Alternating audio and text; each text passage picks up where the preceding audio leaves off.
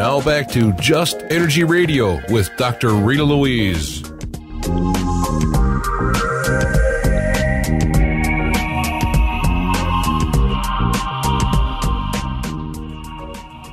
Hello and welcome back to Just Energy Radio. I'm your host, Dr. Rita Louise, and thank you all for staying tuned to the second hour of the show. Just Energy Radio is brought to you by the Institute of Applied Energetics and soulhealer.com, and you can hear us live every Thursday evening on the Inception Radio Network from 8 to 10 p.m. Eastern Standard Time. Just a couple of announcements. Please do check out the Just Energy Radio website and sign up for our weekly newsletter to keep informed of everything going on.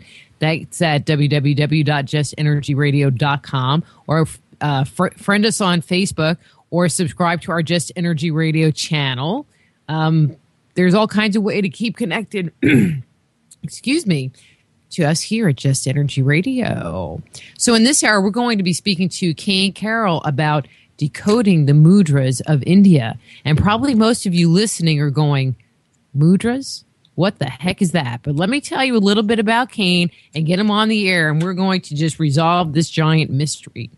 Cain Carroll is a pioneering teacher, speaker, and author in the field of self-healing and embodied spirituality. He is the founder of the Tao Flow Yoga System, co-author of Partner Yoga, Making Contact for Physical, Emotional, and Spiritual Growth, Mudras of India, Mudras of Yoga card deck, and creator of 3 instructional videos, Pain-Free Joints, Heal Neck and Shoulder Pain, and Digestive Power. He teaches classes and workshops worldwide. So the author of Mudras of India, Cain Carroll. Hey, Cain, how are you? Hey, Rita, I'm doing great. Glad to be on the show. Thank you so much for coming on. And so as I kind of led up to in the intro, what the heck is a mudra? Yeah, so probably the most common use of the word that people are familiar with is the use of mudra to denote a hand gesture. In Sanskrit, the word mudra actually means a lot of different things. The focus of that word for tonight is how we can form different locks or seals with our fingers and hands to create a desired effect. So for all intents and purposes tonight, we'll say that a mudra is a seal or a gesture. I'll just give a little bit more background on that concept, that seal or gesture can be done with the hands, can be done with the limbs, can be done, for example, with the tongue. In different yogic practices, the basic premise is that we're looking to increase the natural flow of vital force in the body, prana, through the body. And so over a few thousand years or more in India and China and Tibet, many different techniques have been devised to assist that flow of energy through the body. And hand mudras are one of those methods. Yoga postures or asanas or breathing techniques, pranayamas. Those different techniques are all aimed at the same purpose, which is to open up that flow of energy. The cool thing about mudras is that you don't really need any kind of prior understanding of yogic arts to do the mudras. With the body postures and asanas that we use in yoga, you really need to understand alignment, proper breathing, because there's a safety component involved. With mudras, anybody can do them. We'll go through some of them tonight just on the air. I can explain some of the simple ones. And the basic idea is that you're connecting the fingers in a certain way that creates a certain nerve impulse and a certain flow of energy that affects the body and mind. And so one of the neat things about mudras is that you can do them anywhere. I do mudras. I love to do them on planes. I fly a lot and travel a lot, so I do them on airplanes. You can do them on the subway. You can do them on the tube. You can do them on buses. I tell people in the little moments in life when you have to wait, standing in line at the bank or the grocery store, you can put your hands in your pockets and do some of these mudras, and they help to center you. They help to increase your breath capacity and ease up the breathing. They help to concentrate the mind and center you. Each mudra has a different effect, but in general, mudras, just by their very nature of connecting the fingers with an intent, they all have a positive effect on our concentration and on our focus. And I know in this modern world, most of us have a million windows on our computer open, so helping us focus and concentrate without needing to stand up from your desk and head off somewhere is a really neat thing. So I have people do them at their desk, do them during business meetings. If you're falling asleep during the weekly board meeting, you can put your hands under the desk and do mudras. So it's a fascinating topic, and I'm glad we're going to have a good chunk of time to talk about it tonight. And I'll be really interested to see what kind of interesting questions that listeners might have as well. I've got some of the mudras I think people will be really interested in and that are easy to explain, but if we've got questions coming in or something like that, I'd really love to be able to answer some questions, especially if people have questions about the specific use of mudras for health conditions, because that's a particular area that I feel passionate about and that I really like to share, because I feel like they're natural medicine. There's no side effects, and they're a real easy way to treat things like headaches and sleep apnea and digestive problems just with your fingers. Cool. Sounds like we got a lot to talk about. So I have to tell you, I just learned about the whole concept of mudras a couple of months ago and found your book. And I was like, hey, that was synchronistic. No, I swear, true story. And one of the things that I also learned is that mudras are often depicted in art and represent specific energies and intentions. So, the first one, I think for the listeners, and I'm just going to throw this one out, when you think of somebody that's meditating, they always have got like the little thumb and index finger posture going on their, on their crossed legs, or, they're sitting in their lotus style. And so that would be a mudra. I mean, I have no idea which one that would be, but, right. But that would be an example of a mudra, correct? Correct, yeah. And so that is probably the most recognizable mudra.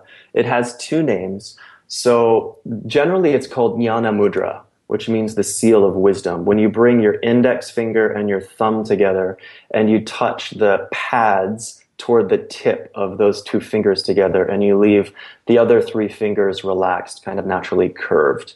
So there's two ways you can do that. And you see it both ways. More common, people have seen that mudra with the palms facing upward. And so in some schools of yoga, when the palms are faced upward, we call it jnana yoga. And when the palms are faced downward, we call it chin yoga. It's so that those yogas have two different effects. So when we say yoga, we mean you're yoking your intent with a certain effect. And so if we make the mudra with the palms up, we're yoking with a lifting quality. So we're making a seal with our fingers that creates a sense of lightness, a sense of opening upward. And when we make the same mudra and we turn the palms down and face them on the knees or the thighs, it creates a descending grounding effect. And so we're yoking ourselves with that quality. So the way I explain that is the rising quality is like water evaporating. So in nature, there's a natural lifting up as water evaporates upward. It goes up toward the clouds, and then it condenses, it accumulates. The descending quality is the quality of like rain falling down, or like the gravitational pull. If you throw a ball up, it comes down. There's a downward energetic. And so if you're feeling ungrounded, you don't really want to do things that will create a more upward lifting quality of energy in the body. You want to do something that will create a downward rooting quality. And so mudras are simple, like I said earlier, to kind of assess yourself and go, what am I needing right now? Am I feeling really heavy and kind of lethargic? Well, then turn the palms up, bring the thumb and index finger together, hang out like that for a few minutes, do some natural deep breathing, and you'll feel a lifting, elevating quality in your body and mind. On the other side, if you're feeling kind of spaced out and frazzled and ungrounded, then sit with your palms facing down with the thumb and index finger touching for a few minutes. Breathe a little lower deep into your belly, and you'll feel a sense of calming, collecting, centering, grounding. And you'll feel that the vibration of energy comes out of the head and down more into the belly, and you'll be able to focus and feel more concentrated. So, and that goes for all of the mudras. We use this palm up, palm down principle with any of the mudras that are single-handed. Some of the mudras are done with two hands, and then you can't turn your palms up because the orientation of the mudra dictates how your hands will be. But yeah, that's called Jnana Mudra or Chin Mudra. It's the one everybody can recognize as a person meditating. And it's a great mudra. There are a lot of other mudras that involve the other fingers, and each of the fingers has its own. We'll get there. I got a lot of questions. All right, fire away. Damn it. Ooh. Did I just say that? Oops. Don't Anyway. don't hurt your hands. We have to do mudras. Well, I mean, because you were sitting there talking about doing the Gate of Wisdom Mudra, Seal of Wisdom. Seal of Wisdom. Mm-hmm. Yeah. I'm not going to even try to say the Indian name. But I have to tell you, I was going through the book and so, I just said, well, what do I need today? And I just kind of opened it up and so I picked 3 and so I'm just going to totally kill these names, but I'm just going to try. Okay. Hridaya Mudra, Heart Seal. And then I got Prabodhika Mudra, which was the dawn. And then Karana, which was relaxing. And what was cool, I do energy work. So, all I have to do is kind of like do anything and I start releasing. But this was like, I just kind of just sat there. Without any intention, without trying to do anything, I just was like here, I did the little instructions and said, and like did the one where you kind of, I guess it was the heart seal, where you're kind of like doing a gun kind of thing. And I just started yawning away. Now, when I'm releasing, I yawn a lot and it's kind of, well, people laugh at me about it. But I just went right, boom, into release mode. And I was just really impressed at how powerful it was. And I don't even know what I'm doing. Yeah, and that's something that people often report. I've taught mudras to people who know nothing about yogic practices or energy work, and I've literally had people form the mudra, sit for a second, and then start yawning is common, start crying is common. So yeah, they're the one. I think the one you're talking about is called Hridaya.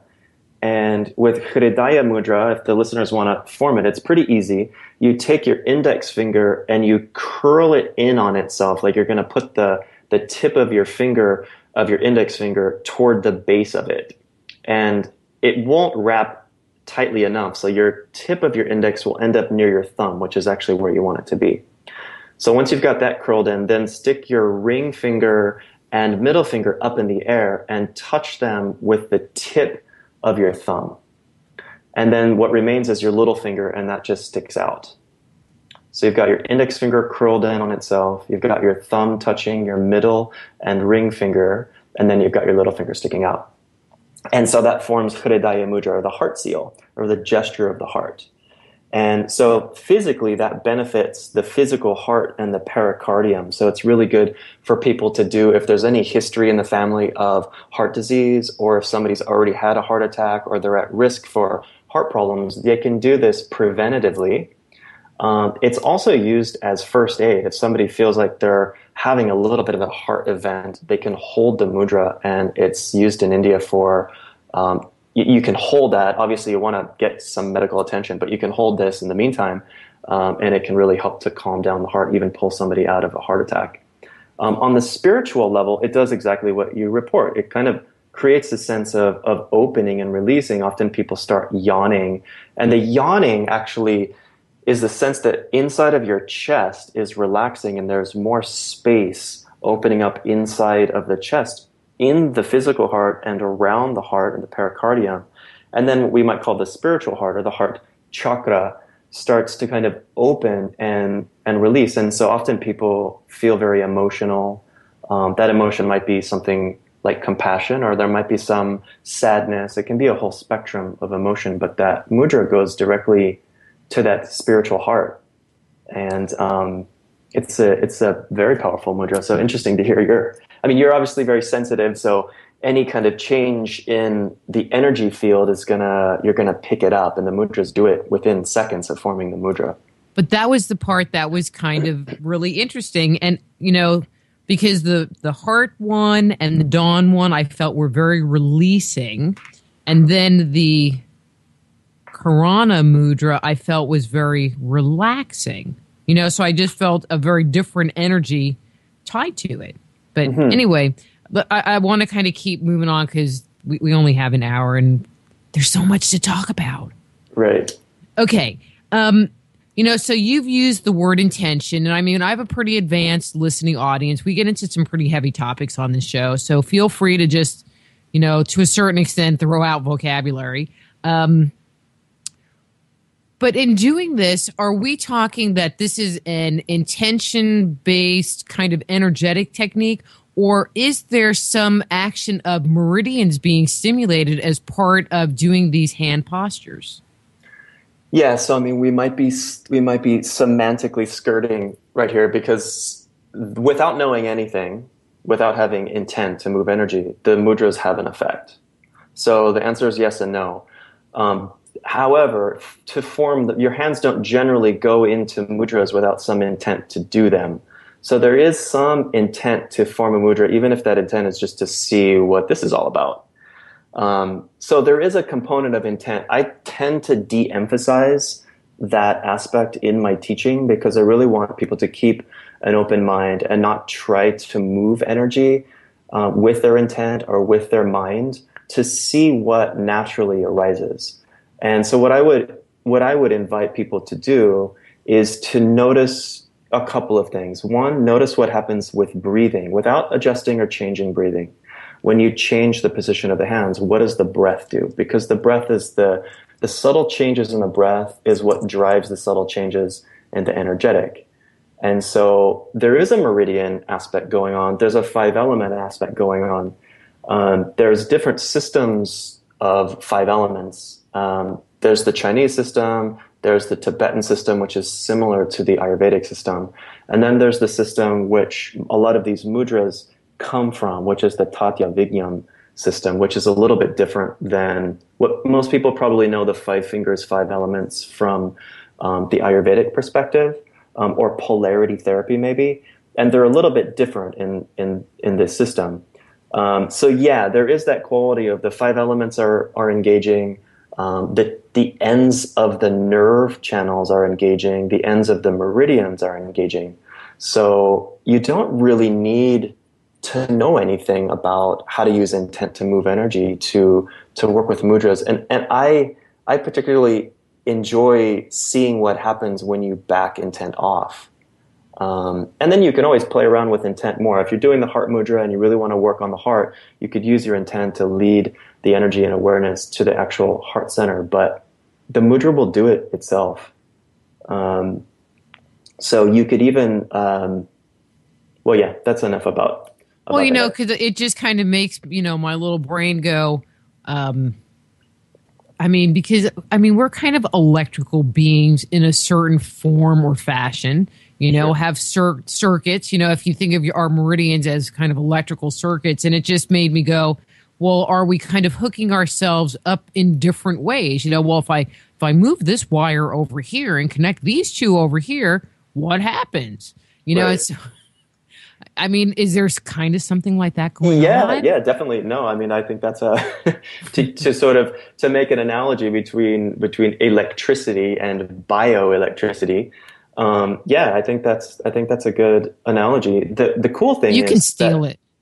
The cool thing is that we have a ton of research behind this, that there are a lot of mudras, and the ones that we put in the book are the ones that have been consistently used. They've been tested over thousands of years. They've been used in medical situations, in spiritual lineages, and they're the ones that have stuck around. There's countless yogic techniques. You can open up old books in Sanskrit and read about things that you don't find being taught. And sometimes that's just because that particular lineage was an oral tradition and no one wrote it down and it got lost. But sometimes it's because certain things just prove to not be as effective as something else, simpler, that gives a better effect. And so these mudras have been tried and true, if you want to call it like that, that they do link up the energetics in our body, and they do sort of bend the electrical circuit to run a certain way that you can feel that effect in your body, or see it in your mind, or see it in your breathing. And it's pretty amazing. I have a lot of friends and colleagues in this field, and we're constantly talking about how close science is getting to be able to explain the phenomenon. And, the most cutting edge science about meridians and all of that is basically that they really don't understand how a particular acupuncture point or particular channel, how it actually works when you stimulate it. There's lots of theories, and The Russians have done lots of studies, and there's a lot of big talk around it. But if you take that as far as it can go, there's a big question mark as to how is it actually working. And I personally don't know. I just know that it works. And so your guess is as good as mine. There's something energetic happening. There's something about changing the frequency and pathway of energy, but how exactly it works is still kind of mysterious. It's a secret. Hey, does anybody know where mudras come from or how they developed? I mean, it sounds like there's so much out there and so many different, even if it's just, I'll say the mythology that comes out of one lineage. Just throw me a bone here, okay? Yeah, so the honest answer is nobody really knows the origin of mudras. Most people, the mudras that we have today, the ones we know about, it looks like the oldest records we have come from India. It comes from the Indus Valley culture. So sort of the oldest record of Indian spiritual traditions we have show signs of mudra. We see the use of hand gestures in spiritual traditions throughout the world. For example, you see them all through Southeast Asia, through Buddhism. You see them through China and Taiwan, through Taoism and Buddhism. You see them through Tibet in Bon shamanism and Tibetan Vajrayana Buddhism. Most of those mudras, however, can be traced back to some Indian origin, Indian Tantrism. But mudras predate Tantrism. They go back to what I would call shamanic roots. We see them used in Africa. We see them used in South America. I was recently in Israel, and I took some interesting pictures. I wish we could put them up on the screen of old paintings of Jesus holding Prana Mudra. And Prana Mudra is the mudra that you form by bringing the tips of your ring and little fingers together, and then sticking your index and middle finger up. And you see that in old depictions of Jesus. So there's something, there's something of a 2,000-year-old tradition of at least a few different mudras. He holds a couple of other mudras. Of course, mudras are much older than 2,000 years, but the ones that we have and what we chose to do in the book was to trace them back to their Sanskrit roots in Indian spirituality. Most of the mudras you see in other cultures, you will also find in Indian yogic tradition. So they'll have a Sanskrit name. For example, the one Jesus holds, I believe they call the benediction hand gesture in Christian mysticism. And in the Sanskrit tradition, it's called Prana Mudra, and it's a classic mudra that's used in yogic practices. And it's also really common in Chinese martial arts and Japanese martial arts. So I would say the most prevalent use of mudras is on the subcontinent and then throughout Asia. But we also see them in the Middle East, like the Hamsa, for example, the downward-facing palm. It's a version of Abhaya Mudra. And Abhaya Mudra means fearless. That's another mudra you see Jesus do, and you often see modern-day saints do it. Amachi does it. Sai Baba does it. It's basically holding your hand up with the palm facing forward, the fingers collected and slightly rounded. And so that mudra is seen in the Middle East as a protection mudra. They're used in South American shamanism. So I don't know. I think that, with a lot of these things, we have 5 fingers, and you had people, cosmonauts, yogi people for all of human history that were interested in figuring out something about human potential. They all figured out that the body is basically a field of energy. And I'm sure that they played with their fingers and figured out if they do certain things, they get a certain effect. It's just the Indians were really good at codifying. They're very systematic in the way that they develop something. And so it's etched in stone, literally. You can go to temples at Sun Temple in Konark or temples around India and see these mudras. So I think they were probably there in a lot of other early spiritual systems, and maybe they were just lost because those systems were oral and most of it was never written down. The Indians documented it, and so we have this rich heritage. There's over 200 mudras in the book, and that's really just scratching the tip of the iceberg. There are probably thousands of mudras. I mean, every area in India has unique mudras that the pujaris use for ceremony that only they know. It's almost mind-boggling how many different It is ways mind-boggling. you can arrange your hands. If you watch bet. the Dalai Lama, or if you watch, some of the Tibetan lamas that are on tour giving empowerments and giving Dharma talks and stuff, they will spontaneously do mudras. And some of those mudras are in the book, and some of them are only part of the oral tradition. So, for the listeners, if you start paying attention to people's hands, you'll start to notice, even when people are public speaking, often they'll go into certain hand positions that are actual classic Indian mudras. And you can tell when someone's about to make a point and they bring their fingers together in a certain way, they're condensing energy. They may not know anything about it intellectually, but intuitively they know bringing their fingers together at the right moment condenses energy and it makes their point. So I think it's something that we're intuitively aware of as humans. It's fascinating. I would love to take a few more trips to India to kind of go digging for some of the mudras that we haven't found yet, but it's almost endless. So I just am very curious. One of the things that I noticed is that, you look at any kind of Asian art or Indian art, and they're all, they all have some kind of hand positions. And in the West, we're stupid and we don't even realize there's any meaning to what they're doing, which was kind of like, hey, you can start looking at this old artwork, that comes out of antiquity and look at it, like, for example, I came up on the whole topic of mudras, and then I was looking at this Sumerian figurine, and he had his hands. His hands were clasped together, and, I want to say that it looked kind of like a little box, or he was holding a ball in the center, so they were just, his fingers on the side in one hand, and his fingers on the other side, and they were just sitting over his lap. And then I looked it up, and I can't remember what the mudra was, but it was like something about holding a secret or keeping information, and that was Sumerian, and these were like the priests. And I was like, So right. Here's the question. And I'm going to go back to your benediction mudra that you were talking about. In your studies, have you identified or noticed any parallel interpretations? So, you see these ones that it's given, the benediction, hand gesture in Christianity. But when you look at that same hand position in Indian, and you gave the name of it, does that also have the same kind of energetic or intentional quality to it?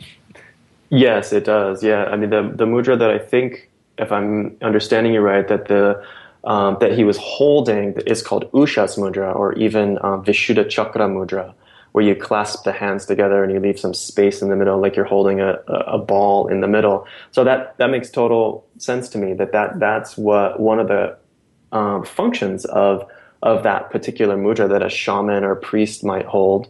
And then the benediction position, it's basically like a lightning bolt. So it's sort of showing this direct connection to the basic life force. So holding that benediction position is sort of like I'm direct link to that patriarchal energy, that father energy, that big divine energy, and it pulls that energy down into right here, right now, into a human embodiment. And that's what it does in the Indian tradition. The language might be different.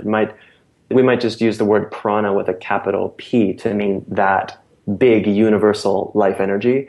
But I think that the effect and the reason behind holding that mudra in that particular moment is really similar. In the martial arts, you hold that mudra. It's called sword fingers or sword hand. And you can hold that mudra during a martial arts form. Often you hold that mudra with your empty hand when you're doing a sword form. And so it creates a similar energetic in your empty hand that you have with the sword. The sword creates its own sort of antenna to connect with the universal energy, but you could just use your fingers. And so, I find a lot of parallels between, like I said, with the Hamsa. If people who've been to the Middle East have seen that downward facing hand, 5 fingers forming this protection mudra. And that's what it is in Indian too. If you just hold your palm up with the fingers pointing upward, then that center of your hand is a chakra. And you see it in depictions of art. So like the symbolism of what the mudras do is, like you say, you see it in the art and it's depicted visually. For example, with hands having eyes in the middle of them is a theme you see in Tibetan Vajrayana Buddhism. You see this idea that there's an eye in the middle of the hand, and that represents that there's a sort of seeing that happens through our hands. It's perhaps a kind of feeling, but that we could actually see something with our hand that we might not see with our eyes. And it's hinting at this notion of the field of energy, that you could see someone's health condition, for example, with your hand by feeling their energetic field. And you might not be able to see their spleen, but you could feel it with your hand. And so in a sense, a lot of those statues and tankas are saying the eyes of the hands can see something that maybe the eyes in the head can't see. And often what I found in my research is that the basis behind all of these mudras and the original intent behind developing this whole system of yogic practices was to alleviate the basic predicament of human suffering, whether that's a physical ailment or an emotional conflict inside. And to take it a little bit further, the basis of that predicament is the notion of an abiding concrete self. And so all of the mudras, mudra itself even means to link up with that which has no ultimate reference point, to link up with that which is the very fundamental ground of things as they are, to link up with that which doesn't have a individual who is separate from other things. And so all the mudras eventually, if you take them as far as they will take you down the rabbit hole, you will find yourself at that basic principle, which is that the mudras are linking you up with the basic nature of things. And so far as I have seen in all cultures, that is hinted at, especially in the art we see from all areas of Asia. You look at southeastern art, you look at art from Bali, you look at art from Tibet or Nepal, and you always see mudras. So it's interesting that theme is really strong throughout Asian art and philosophy, and we don't see it as strong in Western philosophy and Western culture. Yeah. Don't know. Can't explain it. Might have been lost a long time ago. I mean, it sounds like it's really ancient. But again, if what that supposed priest was doing, with his hands, because there's a very consistent hand pattern. It wasn't just one figurine. There are a number of different figurines of similar characters, and they all have their hands in that exact same posture. Oh, cool. So maybe, it was there at one point in time, and now is just lost to the Western world with everything else. So one of the things you were talking about was the things that the mudras can be used for. And so are there separate mudras to address the physical body versus addressing issues, of the spiritual body or the subtle bodies? So let's say I don't know, have a fourth chakra issue, but it's really sitting in your, mental body. You got a bad belief that's hurting your heart. I don't know. I'm kind of making something up. But are there separate mudras, or would you just use like the heart mudra to work through the different levels of that heart energy? Yeah. So the neat thing about one thing we have to remember is that the view within which all of this technology, this mudra technology, whether you're looking at this from yogic perspective or a qigong perspective or a shamanic perspective, whatever your entry point is, we have to always remember that the view that gave birth to these practices was a view that saw reality as fundamentally energetic, not solid. So even the way we explain channels in the West is using a language that we've imposed upon these old systems. So in fact, there is no physical body through which acupuncture meridians are flowing. There's only a body of energy. Meridians are a tendency for energy to flow in a certain way, which creates a kind of pattern, something like a jet stream through air, or a Gulf Stream through water. It's all water, but there's a stream running that you can detect that, oh, this water is running sort of this way, and you can ride on that stream, but that water is not separate from the water around it.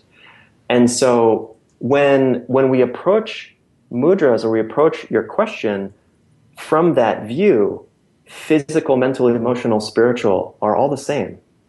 If you have a broken elbow, or you have deep-rooted, hatred for some family member that did you wrong, we address it exactly the same way. So the mudras will go to whichever level the energy needs to flow and let it happen naturally. And it took me about 20 years to really understand this, because I grew up in the West, and I grew up with the Western Newtonian physics model of the universe. And then it took me a long time to really understand, many trips to Asia, many hours sitting with teachers who, to be able to understand that that's not the view of any yogic practice.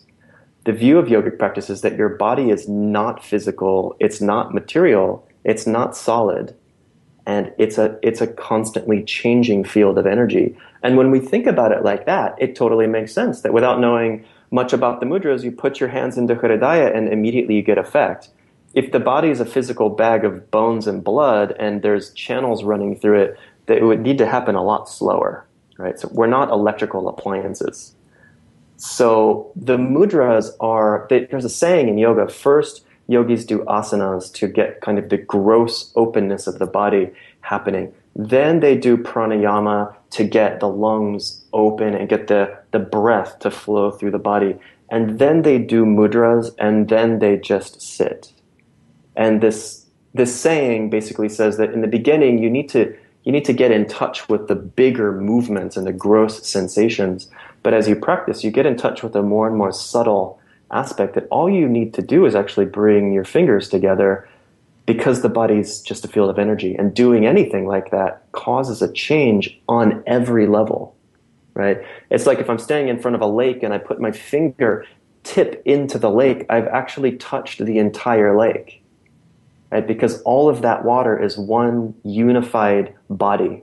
So if I touch your knee, I've actually touched through and through, touched your mental field, your emotional field, your spiritual field, your physical field, all of those names we give them, but those are just names, right? The koshas are just a concept. In reality, it's one complete experience, and mudras attempt to show us that. So for listeners, that's great news, because it doesn't really matter what angle you want to use a mudra to address an aspect of yourself from.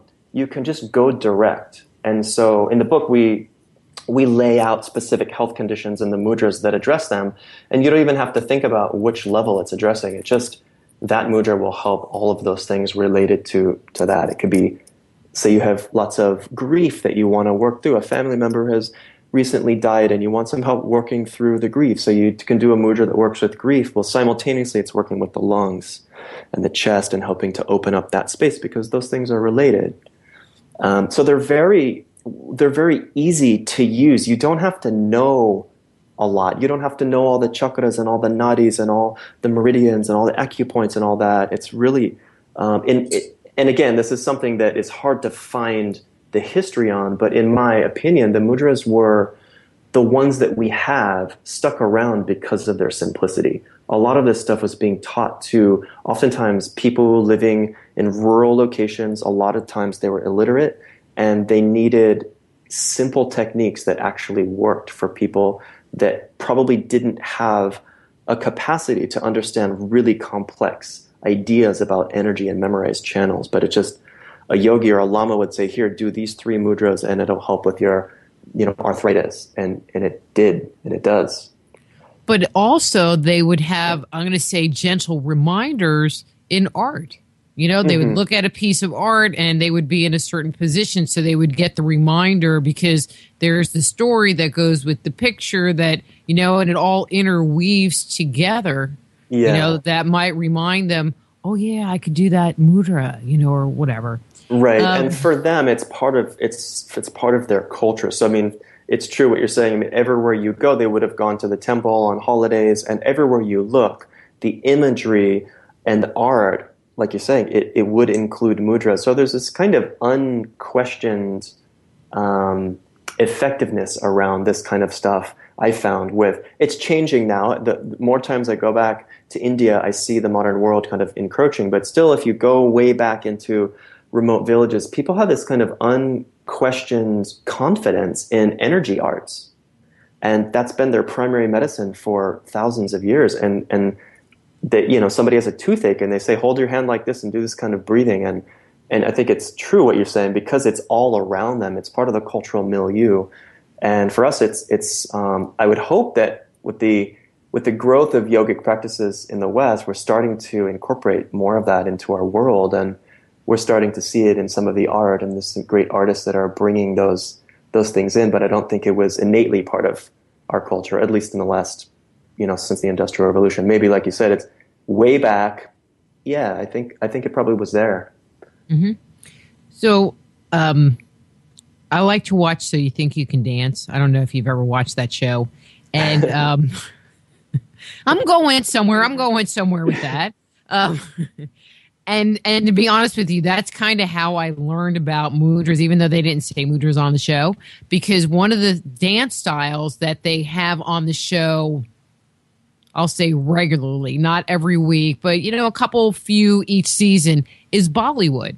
You know, and as they're doing Bollywood, you know, they would be doing these weird things with their hands, and they did a performance this year. So this is how I learned all about it. And the guy that was dancing the piece, I guess he didn't do the hand gestures quite correctly. And one of the judges made the comment. He goes, well, I don't know what God you insulted, but your energy was great in the routine. You know, which made me start to think, so, you know, that even in dance, you know, that these hands, you know, I mean, it took me to the whole idea that, you know, these hand gestures actually had a meaning. You know, it wasn't just like it just looked cool, that, you know, they were standing a certain way. I mean, because in the West, you know, what do we think? You know, Jesus did the whole little benediction thing because it looked cool. I mean, what do we know? No one told us that, you know, there was some energetic impact to it. Right. Yeah, I mean, in dance, the language of hand mudras is so elaborate. Each mudra represents many different things in context, but the hands in Indian dance and Bollywood, remember, Bollywood they're pulling motifs and movements from the classical Indian dance forms, right? Like Bharatanatyam and Kathak and Odissi. They're pulling motifs from that, creating a popular dance form. So it retains some of that. So we have to trace that back to its classical origins in the Natya Shastra, which shares a lot of common understanding about energy as the yogic texts. So yeah, we have 2,000-year-old tradition in Indian dance of an elaborate system of hand gestures for telling stories. There's hand gestures, for example, for every member of the family. There's a specific hand gesture for father-in-law, stepfather, mother, daughter, first boy, second girl. There's hand gestures for different kinds of trees. There's hand gestures for different kinds of relationships. And so the tips of the fingers being the ends of those energy channels, there's a saying in Indian dance that the hand leads the eye, and through leading the eye, it leads the person's awareness into a certain feeling, into a certain bhava, and that produces emotion, that produces an inner experience for the onlooker. And so somebody who's skilled in classical Indian dance, or it sounds like in this case, somebody who knows Indian dance is watching a performance, if the mudras aren't just right, or the energy behind the mudra isn't matching the mood, someone might get called on that. If the mudra supposed to evoke a quality of sadness, and they don't do it properly, there's a sort of disconnect.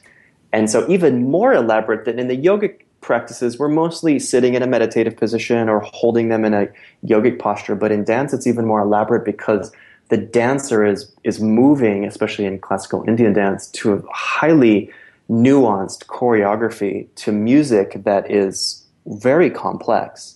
And the hand gestures, along with the movement of the eyes, all need to be in the right place to create the mood. right? So it's sort of like if there's no tears in the audience, then the mudras weren't just right, you know? So it's fascinating, and it's part of the reason why dancers paint the red dot on the center of the hand and paint the tips of the fingers, is because they're trying to draw the eye even more to the hands, which are forming all of these different mudras. And it's just exquisitely beautiful when you're talking about the artistic depiction of mudras and meaning. It's the layers to that. I mean, my wife is a classical Indian dancer. I've spent a fair amount of time in India around all of that, and I know a fair amount about it, but still there's so many layers to it. The more you learn, the more you realize you don't know. And there's so many nuances to the story. And the conveying of what the characters are doing and saying, that's all happening through the hands.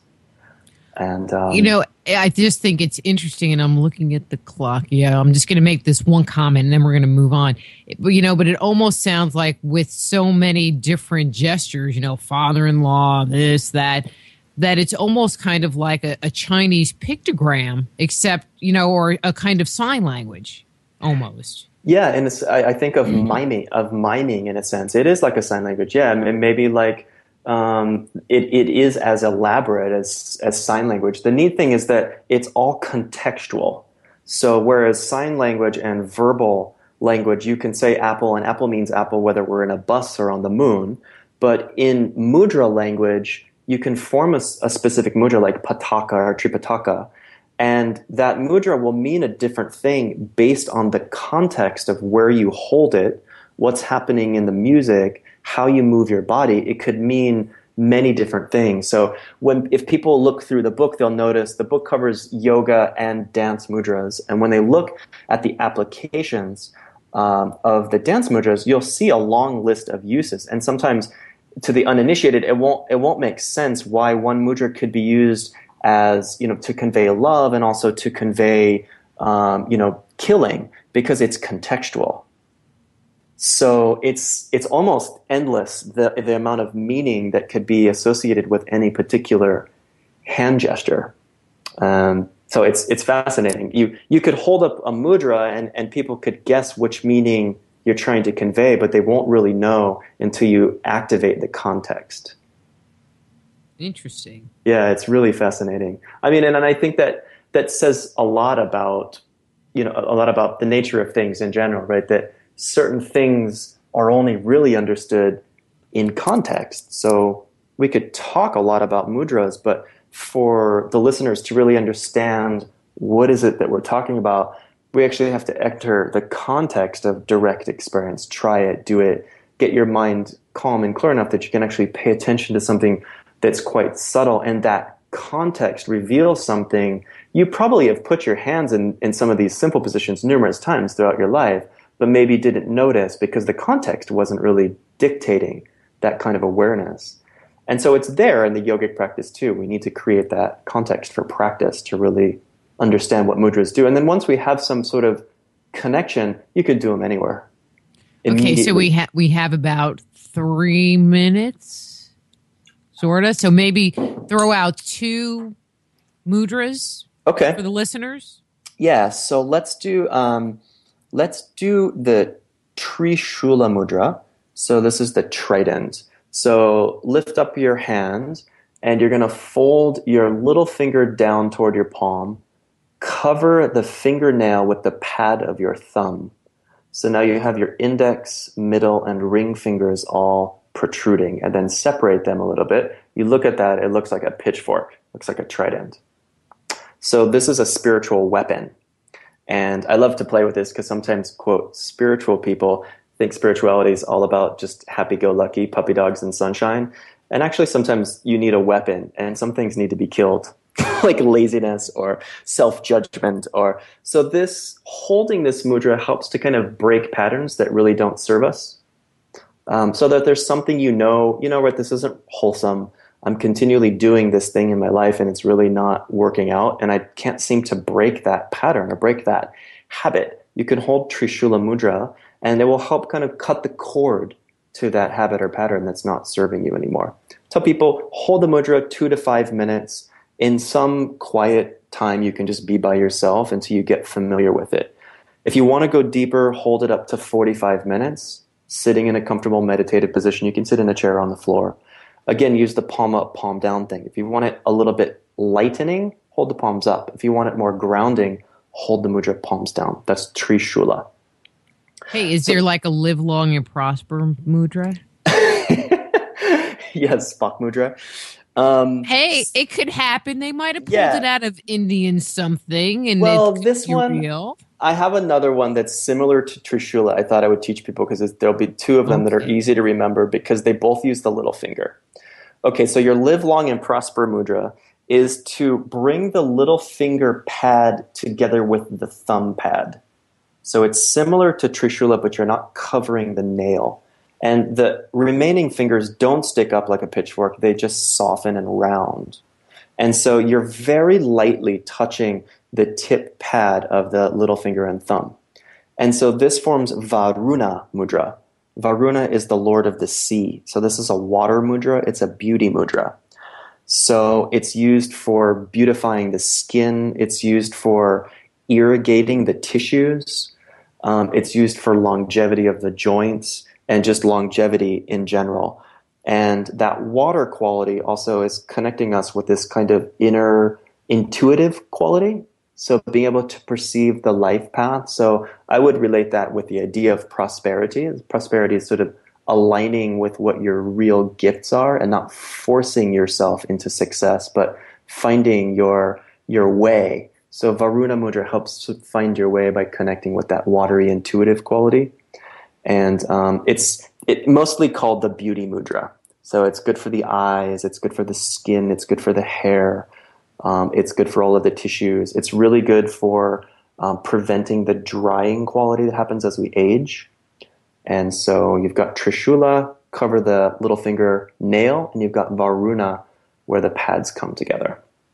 Okay, we have maybe one whole minute. So if somebody wants to get your book and start practicing mudras, do you have some beginner ones like on your website, or where do you want to send people next? I guess that's the best question. Yeah, so the home base for me is caincarroll.com. So that's CAINCARROLL.com. So through my website, you can find my YouTube channel. You can find there's lots of videos and stuff. And so I have some videos of mudras on the site. I have videos of mudras on my YouTube channel. But if you just go to caincarroll.com, you will be able to find all of those things. In terms of the dance mudras, there might be some listeners interested in the dance aspect. So I encourage you to check out my wife's website. She has a lot of stuff about the dance mudras, and that's shaktibhakti.com. SHAKTIBHAKTI. And then if you're on Facebook, we have a Facebook page called Mudras of India, and there's a lot of cool information there on our Facebook page. So if you're on Facebook, friend me on Facebook. I'm on all the time, and I love connecting with people. And there's some fun stuff you can check out on the Mudras of India Facebook page. And you can find the book through there. The book is on Amazon or at bookstores wherever you prefer to buy them. Excellent, Kane. Hey, I had a great time talking to you, but I know the music is coming up, and we need to wrap it up. Thank you so much for coming on and sharing mudras with us. Thanks, Rita. I had a really fun time. Me too. Me too. Okay, you have a great night, and we will talk again soon. That sounds great. Take care. All right, you too. And that's Kane Carroll, his book, Mudras of India. And next week, we're going to be speaking to our good friend Brian Forrester and getting some updates from his recent trip to the Giza Plateau, where he looks at parallels between the architecture and stuff in Peru and Egypt. So till then, I'm Dr. Rita Louise. This is Just Energy Radio. Be blessed.